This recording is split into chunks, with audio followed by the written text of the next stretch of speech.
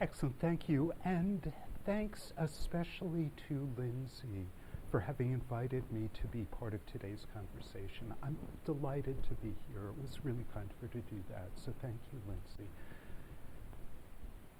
As we've just heard in the two previous great papers, the influence of the Decameron on the Canterbury Tales seems absolutely obvious to many people, most normal thing in the world.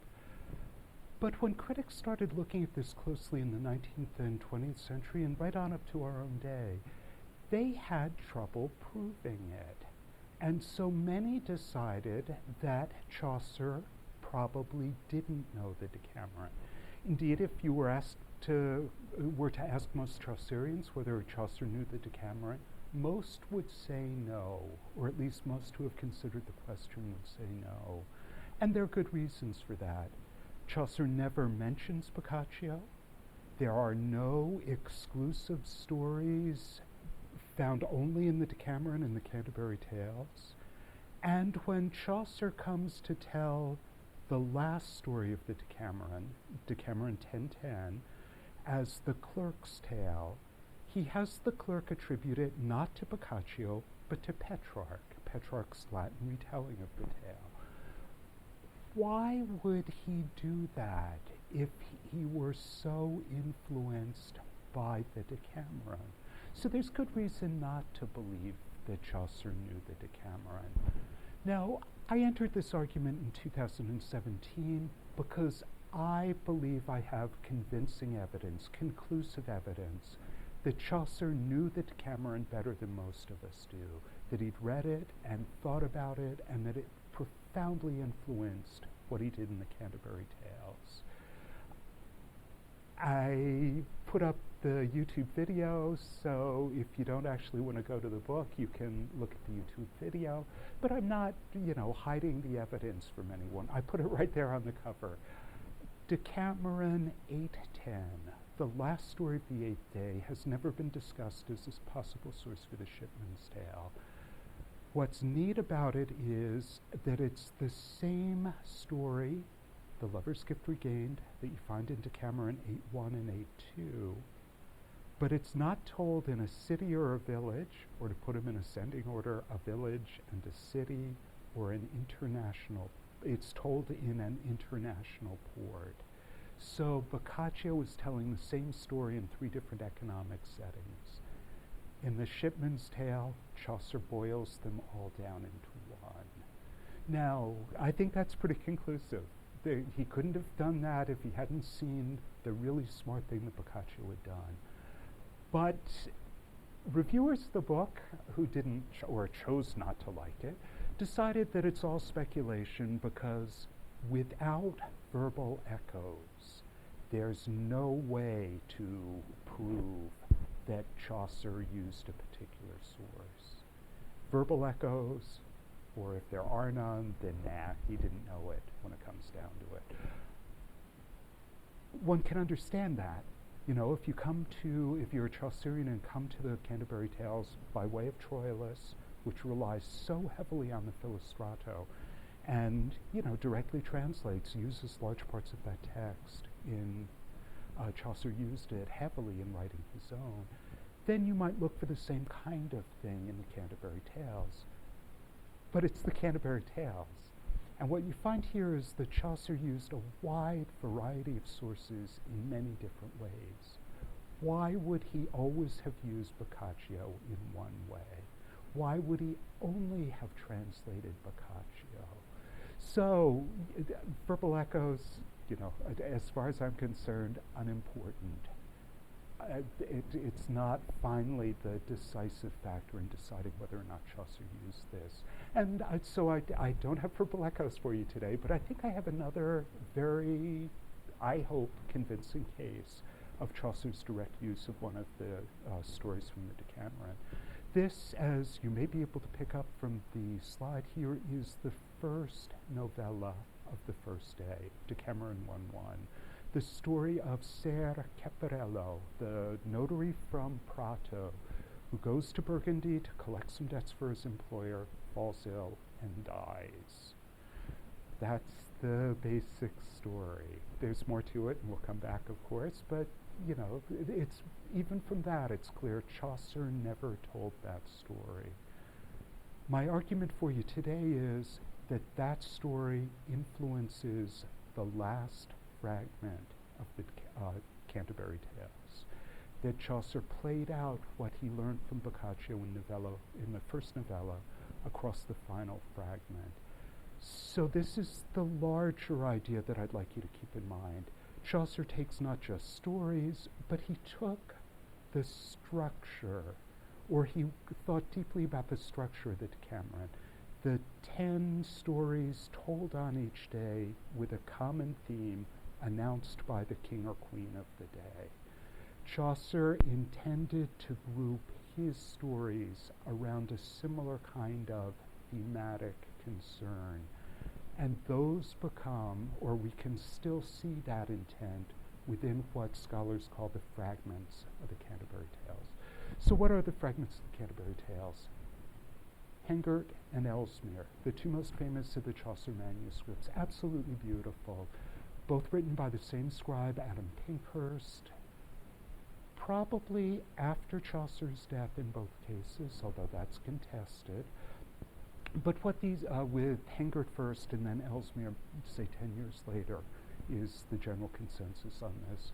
What these slides show completely clearly is that although there are many differences, not many, but significant differences in the 80 or so manuscripts of the Canterbury Tales that survive, Chaucer knew where he wanted to begin the collection, and all the manuscripts that start with the opening of the Canterbury Tales open this way, Juan ad Opera. Now, what this makes clear too, though, is that this regular format then gets carried through these manuscripts until something quite surprising happens. Here we are in the Shipman's Tale. We've been told that there was this apprentice who decides to steal from his boss and, quit his job and go out and have some fun, meets a prostitute, and the last line is that she sweeted for their Colstonals. She engaged in prostitution in order to support them. Adam doesn't believe the story really ends here. And so what he does is he leaves half a page blank and knows that he can insert more pages into the manuscript if he comes across the rest of it. Ellesmere here, what Hengert says at this point, of this Cook's Tale, Chaucer made no more. So he's looked for it, but he can't find it, but he really doesn't believe it's the end. This is what a fragment, this is why scholars refer to these things as fragments. So the general prologue leads us to the knight, the highest class character, drawing the straw that allows him to give the first tale, the knight's tale. The miller objects to the knight, as Lindsay has told us, this idea of quiting, right? So the miller is going to one-up what the knight has done, and the reeve objects to what the miller has done, and then the cook finds what everybody's been talking about up to this point, so funny, that he's going to launch in and tell his tale. He's going to explain, why this is all important from his perspective. That's a fragment. And that fragment is constant in most of the tales. So, when I was writing the book, I raised this issue of fragments because although I argued that 810 is the best evidence for that we have that Chaucer really knew the Decameron well, I argued that the origin of the Canterbury Tales, the thing that really made Chaucer think, I've got to do this, was Lakishka's interruption. And we've heard something about Lakishka, and I'm sure we'll hear more about Lakishka too. It's just so brilliant, dragged out of the kitchen. Tindaro tries to talk first, and she launches in vedi bestia duom. Look at that beast of a man. He thinks he knows more about, and off she goes into her brilliant telling of the male perspective on what a wedding night would be like in order to make the case that men know nothing about the lives of women. You know nothing, Jon Snow, to quote Game of Thrones. Sorry about that. But, it's just absolutely brilliant. It's just completely unexpected and so dramatic that you have to, it stopped Chaucer in his tracks, and he thought, I've got to play with this way of framing and telling stories, and that's the origin of the Canterbury Tales. What I needed for today is that Lakishka's interruption becomes the theme for two subsequent days of the Decameron. So Dioneo says, yeah, Lakishka was right. No doubt that men know nothing. Men know absolutely nothing about what women experience. But it's not just lower class women who play tricks on men. It's all women. So let's tell stories about all of the tricks that all women play on men. The women, of course, object. They think it would be, wrong for them to do so. They don't want to do it. But Dioneo eventually has his way. That's day 7, the tricks that women play on men. Day 8 has a female queen again, and she could turn the tables on Dioneo and say the tricks that men play on women, but she's too magnanimous. She steps back and says, no, let's just have it generally, the tricks that people play on each other, men and women play on each other. Lakishka's interruption becomes the themes for 2 of the subsequent days of the Decameron. And sure enough, her interruption gives Chaucer the idea for 2 of the fragments of the Canterbury Tales. In the book, I argue that he meant to begin with the marriage group first, and that's why we have the man of law's tale. He would have been like the knight. But eventually, what works better for him is Lakishka's lower class status that lets him think about the way we order society. So begin with the general prologue, a state satire, and then have that lead into the highest, the pilgrim with the highest social status, the knight, who then can be responded to by the miller. And so the question of social status, Lakishka's lower class status as a tale-teller, becomes the starting point for the first fragment of the Canterbury Tales. More to say there, more to say on the marriage group, and more to say on each of the other fragments of the Canterbury Tales. But what I'd like to do in the time that I have remaining is to think about 1-1, the first novella of the whole work, and its influence on the final fragment of Chaucer's Canterbury Tales. So, a little more detail. Ser Caparello, as you know, realizes that he's going to die and realizes that his hosts in Burgundy are afraid that he's not going to be given a Christian burial, and so they're going to suffer at the hands of the townspeople. So his solution is to tell them to send in the most holy priest they can find. They do. And that's the first scene. There's Ser Caparello confessing, with them standing outside listening, just in awe, amused, but also just amazed that anyone would do what he's doing. Lie on his deathbed. Creates stories to make him appear to be the most holy and virtuous person ever, but they're completely fake, and there's no sort of verbal play that makes them work out in any kind of way. They're lies. No basis at all in reality, and they know it. But the priest doesn't. He believes every word.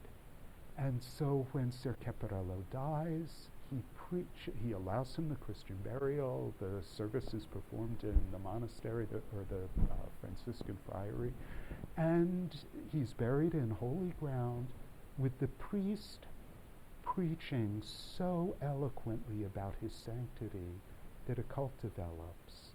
And at the end of the story, we're even told miracles start occurring. Now, I've always wondered why Chaucer didn't use it. It's so good. I mean, it's such an amazing story. But it's such an amazing first story. The story filled with stories which are untrue but believed and have implications for how we order our lives and our relationship to the divine. What is the divine perspective, and how can we understand it or misunderstand it or not understand it at all?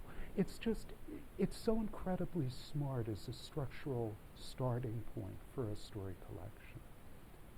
Chaucer didn't use it at the beginning, but sure enough he plays it out at the end, and that's the last fragment. The first story here is the Mansipul's Tale, and you know it, even though you don't know it as the Mansipul's Tale, or maybe you don't know it there. You know it from Ovid. It's the story of Apollo and his mistress and his bird, the bird who witnesses the mistress committing infidelity, so tells Apollo. He flies into a rage and murders her, kills her. But in Ovid's version, she's pregnant and the child is saved, becoming Aesculapius, the founder of medicine. In Chaucer, there's absolutely nothing good that happens. No Aesculapius.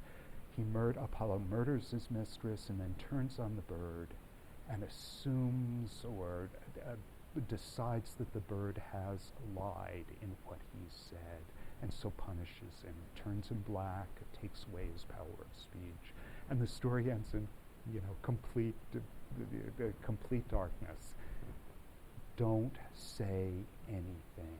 The truth has no value at all. It won't help you in any way. Just be silent. What Chaucer does with that then is to pair it with the Parson's Tale, a treatise on penance, what you have to do in order to lead to a proper confession and be forgiven for your sins, with a second long treatise on the 7 deadly sins that gets incorporated into it. When you teach Chaucer, you can ask the students to read it, but they're not going to be too pleased with you, and they'll skim it fast. And even your most dedicated Chaucerian may not know it as well as they know other parts of the Canterbury Tales. Its relevance to the rest of the collection is there. These are the sins of sloth and greed and everything else that the tellers are guilty of. But their relationship, do they really answer the questions raised by, the pardoner? It just, for all its size, it doesn't answer the specific problems that the Canterbury Tales has raised. And of course it leads brilliantly then into the retraction, where Chaucer asks for forgiveness. But he asks, in the case of the Canterbury Tales, for forgiveness for the tales that lead into sin, Filca that sowen into sinna. And we're left doing exactly what Boccaccio has set us up to do from the start of the Decameron. We're left evaluating the tales. We're not, Chaucer leaves us, Boccaccio warns us at the start.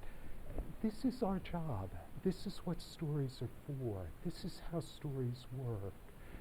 Again, I'll leave the really important part of this to Marilyn and her lecture, but it's the connection between these two collections. Boccaccio at the beginning, Chaucer at the end. Alpha, omega, I don't know. You're not going to find a verbal echoes. You'll agree with me there. But tracing sources and an author's use of his sources in this kind of detail really does, I think, open up some fascinating questions about how interesting literature works. I don't know, that sounds lame, doesn't it? Let's see if we can do better in the questions than that. Thank you. Thanks to Lindsay. Thank you all for this, and look forward to the questions.